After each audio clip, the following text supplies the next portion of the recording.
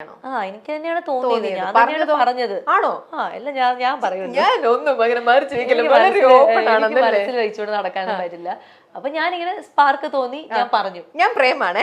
അപ്പൊ എന്റെ അടുത്തൊന്ന് അപ്രോച്ച് ചെയ്തേ. പ്രേം എങ്ങനെ ഇരിക്കുന്നേ? ഭയങ്കര ജാടയൊക്കെ. ജാടയല്ല, പക്ഷെ പ്രേം അധികം അങ്ങനെ ഭയങ്കര ഒരു ചിരിക്കില്ല, ചിരി ടോക്കറ്റീവ് അല്ല. അപ്പൊ ഞാൻ ഓക്കെ, ഞാൻ എന്നാ ഇങ്ങനെ ഇരിക്കാം പ്രേം. ഞങ്ങൾ അങ്ങനെയൊന്നും ഇരുന്നല്ല പറഞ്ഞത്. ഞങ്ങളൊരു സീൻ ചെയ്തോണ്ടിരിക്കുന്നു. അപ്പൊ ഞാൻ പ്രേമിനെ തോളത്ത് ചാരി കിടന്നിരുന്ന ഡയലോഗ് പറയാണ്. അതായത് മറ്റത് മറിച്ചത് അങ്ങനെ നിഖില അങ്ങനെയാണ്, ഞാൻ ഇങ്ങനെയാണെന്നൊക്കെ പറഞ്ഞിട്ട് എന്തോ അങ്ങനത്തെ ഒരു സീനായിരുന്നു. അപ്പൊ സീൻ ഇങ്ങനെ കഴിഞ്ഞിട്ട് എല്ലാം ഡയറക്ടേഴ്സ് നസീർ സാർ കട്ടൊക്കെ പറഞ്ഞിട്ട് ഞങ്ങളെ നോക്കിയിട്ട് കൊള്ളാല്ലേ.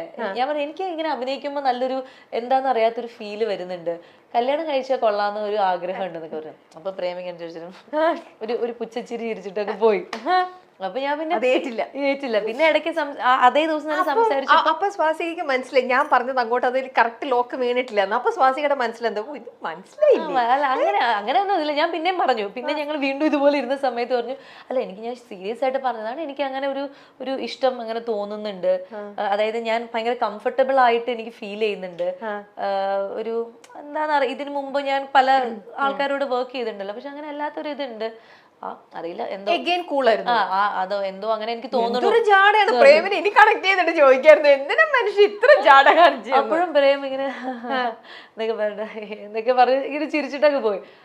പിന്നെ ഞാൻ ചോദിക്കാൻ പോയില്ല. പിന്നെ എനിക്ക് പറയാതെ ഞങ്ങളുടെ മലയാളികളുടെ പ്രിയപ്പെട്ട നായിക 2 തവണ പ്രപ്പോസ് ചെയ്തിട്ടും മൈൻഡ് ഇല്ലാതെ കൂസലില്ലാതെ എണീറ്റ് പോയ പ്രേം അടുത്ത വൈറൽ ക്യാപ്ഷൻ പോട്ടെ. ഒന്നും ചെയ്യില്ല. പിന്നെ ഞാൻ പറഞ്ഞു എനിക്ക് റീൽസ് എടുക്കാനായിട്ട്, അതാണല്ലോ അന്നത്തെ അന്നല്ലേ ഇപ്പോഴും. അപ്പൊ റീൽസ് എടുക്കാനായിട്ട് വരാവോ? അപ്പൊ അതൊക്കെ എടുത്തു തരും. അപ്പൊ റീൽസ് എടുത്തു തന്നു. അപ്പൊ മറ്റേത് ആ പാട്ടിലുള്ള റീലായിരുന്നു. അപ്പൊ അങ്ങനെ നിൽക്ക് ഇങ്ങനെ നിൽക്കുന്നൊക്കെ പറഞ്ഞു. അപ്പൊ അവര് റീൽസ് എടുക്കാനെങ്കിലും ഒരാളാവുമായിരുന്നല്ലോ നിങ്ങളെ പ്രേമിച്ചിരുന്നെങ്കിൽ കറക്റ്റ് ആയിട്ട് എന്നൊക്കെ പറഞ്ഞു. ഞാനിങ്ങനെ ഓരോ പറഞ്ഞു. അപ്പോൾ ഇതെങ്ങനെയുണ്ട്, ഓക്കെ അല്ലേ? പിന്നെ അന്നത്തെ ദിവസം ഞങ്ങൾ വേറെ കുറെ കാര്യങ്ങൾ, അതായത് നസീർ സാർ ഇരുന്നപ്പോഴൊക്കെ പല ആളുകളുടെ പ്രണയത്തെ കുറിച്ചിട്ടും ലോങ് ഡിസ്റ്റൻസ് റിലേഷൻഷിപ്പിനെ അങ്ങനെ കുറെ പ്രണയത്തിന്റെ ടോപ്പിക് അന്ന് സംസാരിച്ചു. എന്തിനോ വേണ്ടി തിളക്കുന്ന സാമ്പാർ എന്ന് പറഞ്ഞാൽ നസീർ സാർ കിടന്ന് കുറെ പറഞ്ഞു. അപ്പൊ ഞാൻ എന്റെ കാര്യം പറഞ്ഞു, അപ്പൊ പ്രേമിന്റെ കാര്യം പറഞ്ഞു. അങ്ങനെ ആ ടോപ്പിക്ക് കഴിഞ്ഞ് കുറെ ഞങ്ങൾ അന്ന് പ്രണയത്തിനെ കുറിച്ച് വേറെ ആൾക്കാരുടെ കേട്ടോ കാര്യങ്ങളൊക്കെ സംസാരിച്ചൊക്കെ കഴിഞ്ഞ് പോയി. എന്നിട്ടൊന്നും ഒരു ഇതിനെ കുറിച്ചൊന്നും ഒന്നുമില്ല. പിന്നെ ഞാൻ ചോദിക്കാൻ പോയില്ല. അങ്ങനെ ആ ഷെഡ്യൂൾ കഴിഞ്ഞു. സമാധാനമായിട്ട് ഉറങ്ങിയോ? അതൊക്കെ ഉറങ്ങി. ഇതെന്താ പ്രേം ഇങ്ങനത്തെ ഒരു മനുഷ്യൻ? എത്ര തവണ ഞാൻ രാവിലെ മുതൽ ഇങ്ങനെ പറയാണ്. ഇങ്ങനത്തെ ഒരു അത്രയും ഒരു ഇതിലേക്ക് പോയില്ല. ഞാൻ ഇങ്ങനെ പറഞ്ഞതിന് ഇതില്ലാത്തതിന്റെ മാത്രമേ ഉള്ളൂ. അല്ലാതെ ഉറക്കമൊക്കെ നന്നായി ഉറങ്ങി, ഭക്ഷണം കഴിച്ചു, എല്ലാം ചെയ്തു. പിറ്റേ ദിവസം ഷൂട്ടിന് പോയി കാര്യങ്ങൾ. പിന്നെ അന്നത്തെ ആ ഒരു ഷെഡ്യൂൾ കഴിഞ്ഞു. ഞാൻ നാട്ടിൽ പോയി. പിന്നെ ഞങ്ങൾ ഇടയ്ക്ക് മെസ്സേജ് ഒക്കെ ചെയ്യും, അത് ഇത് എന്നൊക്കെ പറയുന്നത് മെസ്സേജ് ചെയ്യും. അങ്ങനെ ഒരു പ്രാവശ്യം ഞാൻ തിരിച്ച് ഷൂട്ടിന് വരുന്ന സമയത്ത് ഞാനിങ്ങനെ ഇവർക്ക് ഇദ്ദേഹത്തിന് ഒരു ഇതുണ്ട്, സൂപ്പർ മാർക്കറ്റ് തൈക്കാട്. അപ്പം ഞാൻ എപ്പോഴും വരുമ്പോൾ ഇങ്ങനെ ഇത് വേണം, അത് വേണം, മറ്റത് വേണം, മറിച്ച് വേണം ലിസ്റ്റ് കൊടുക്കും. അപ്പൊ അങ്ങനെ ഞാൻ കുറെ ലിസ്റ്റ് വേറെ എന്തൊക്കെയോ കാര്യം സംസാരിച്ചിരുന്നു, കുറെ ലിസ്റ്റ് ഒക്കെ കൊടുത്തു. ഇതൊക്കെ വേണം, ഞാൻ ഇന്ന സമയത്ത് എത്തും എന്നൊക്കെ പറഞ്ഞപ്പോഴാണ് മറുപടി ആയിട്ട് വന്നത് thanks for coming to my life എന്നാണ് പ്രേമിന്റെ മറുപടി വന്നത്. അപ്പൊ ഞാൻ അയച്ചത് ബ്രെഡ്, മുട്ട, ലെറ്റ്യൂസ്, എന്ത് നാച്ചോസ് അതൊക്കെ പറഞ്ഞിട്ടാണ് അയക്കണേ. അതിനുള്ള മറുപടിയാണ് പറയുന്നത് thanks for coming to my life. അപ്പൊ ഞാൻ എന്താണ് പറഞ്ഞു, അല്ല ഇത്രയും ദിവസം ഇങ്ങനെ സംസാരിച്ചപ്പോഴും അത് അന്ന് പറഞ്ഞ കാര്യങ്ങൾ ഞാൻ ആലോചിച്ചപ്പോഴും പിന്നെ അതിനുശേഷം നമ്മൾ മീറ്റ് ചെയ്തപ്പോഴൊക്കെ ഞാൻ ഒബ്സർവ് ചെയ്തപ്പോഴൊക്കെ എന്നൊക്കെ പറയാം. അപ്പൊ ഞാൻ അവർ ഡെഫിനറ്റ്ലി അങ്ങനെ വേണമല്ലോ, അല്ലാണ്ട് ചാടി കയറി അങ്ങനെ എനിക്ക് പറയാനും പറ്റില്ല. ഞാൻ അങ്ങനത്തെ ഒരു സ്വഭാവമല്ല, പെട്ടെന്ന് അങ്ങനെ ഒരു ഉത്തരം പറയാനും പറ്റില്ല. പിന്നെ എനിക്കും അപ്പോഴാണ് പ്രേം പറയണത്, എനിക്കും പിന്നെ ഒരു എന്താ പറയാ, ഞാൻ കണ്ടിരുന്നത് എന്നെക്കാളും സീനിയർ ആയിട്ടുള്ളൊരു ആർട്ടിസ്റ്റ് ആണ്, എന്നെക്കാളും ആനയാണ്, ചേനയാണ്, മറ്റതാണ് സ്റ്റേറ്റ് അവാർഡ് അതാണ്. അപ്പൊ ഞാനിപ്പോ വളർന്നു വരുന്നുള്ളൂ. അപ്പൊ അതൊക്കെ എന്റെ മനസ്സിലെ ഒരു എന്താ പറയാ, എന്തോ ഒരു കോംപ്ലക്സ് പോലെ, അല്ലെങ്കിൽ ഒരു ഇൻസെക്യൂരിറ്റി, ഒരു ഫീൽ ഉണ്ട്. അപ്പൊ ഇതൊക്കെ ചുമ്മയാണോ എന്ന് അറിയില്ലല്ലോ, നിങ്ങൾ ഇതുപോലെ തന്നെ ചുമ്മാ കുറെ പറ്റിച്ചിട്ട് പോവാലോ വേണമെങ്കിൽ. എങ്ങനെയൊക്കെ ഞാൻ പോലും അങ്ങനെയൊന്നും ചിന്തിച്ചില്ല. അങ്ങനെയൊക്കെ ചിന്തിച്ചു. പക്ഷെ പിന്നെ പല സമയത്തും ഞാൻ വേറെ ആൾക്കാരുടെ അടുത്തിരുന്നിട്ട് ഞാൻ സ്വാസികേനെ കുറിച്ചിട്ട് ഇങ്ങനെ ചുമ്മാ ഒരു ടോപ്പിക് ഇടും. അപ്പൊ അവര് പറയും. അപ്പൊ അവര് പറഞ്ഞപ്പോ എന്റെ അടുത്ത് നിയാസൊക്കെ പറഞ്ഞു, നസീർ സാറൊക്കെ സ്വാസികയെ കുറിച്ച് ഭയങ്കര ഭയങ്കര നന്നായിട്ട് പറഞ്ഞു. മീര ചേച്ചി ഞങ്ങളുടെ അമ്മയായിട്ട് അഭിനയിച്ചത്. അപ്പൊ മീര ചേച്ചി എല്ലാവരും അങ്ങനെ പറഞ്ഞു. അപ്പൊ ഞാനിങ്ങനെ ഒബ്സർവ് ചെയ്തു, അത് ചെയ്തു ഇത് ചെയ്തു, എങ്ങനെയാണ് സംസാരം, എങ്ങനെയാണ് ഇത് എന്നൊക്കെ. വഴക്കില്ല ബഹളമില്ല, എപ്പോഴും ഭയങ്കര ഹാപ്പിയാണ്. നമ്മൾ വഴക്കില്ല ബഹളം ഇല്ലാന്ന് പറയാനും പറ്റില്ല. എനിക്കും വിരൂപമായ വേറൊരു മുഖമുണ്ട്. Happy okay. പ്രത്യേകിച്ച് അങ്ങനെ ഒരു ഈഗോ ഇല്ല എനിക്ക്.